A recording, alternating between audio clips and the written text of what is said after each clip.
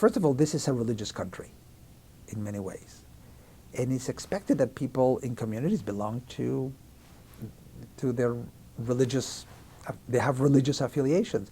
So if you're a Jew that is not a non-practicing Jew, it's sort of more difficult. And that's different than Mexico? It's different from it was in Mexico, although Mexico is a very Catholic country. We didn't feel that we needed to practice religion. You know, we didn't have to go to temple, believe in God, pray. We could just be Zionists. That was probably our religion, you know, in a certain way. So I see that as a difference, that in the United States we have not found a way of being committed Jews and being secular. Okay? In the United States, if you're a committed Jew, you almost by definition, you have to attend shul, belong to a temple, and things like that. Is that because shul is like the Jewish community? I mean, Probably. One of the things that they developed in Mexico, which I thought, you know, looking back, was really a stroke of genius.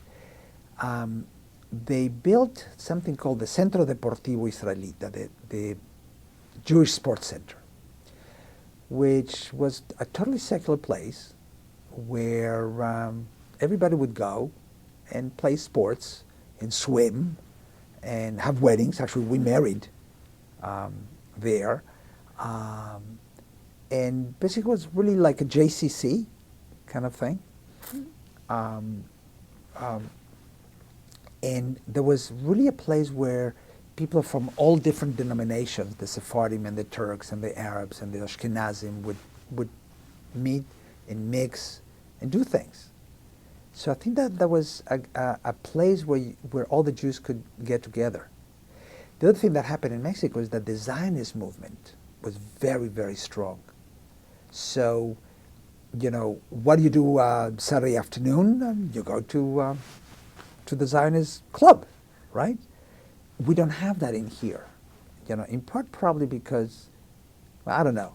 My guess is that in part because a lot of the Zionist organization was sort of left-leaning, right? Except for Betar, but everybody else was left-leaning, so that was sort of distasteful to the American psyche at the time and even now.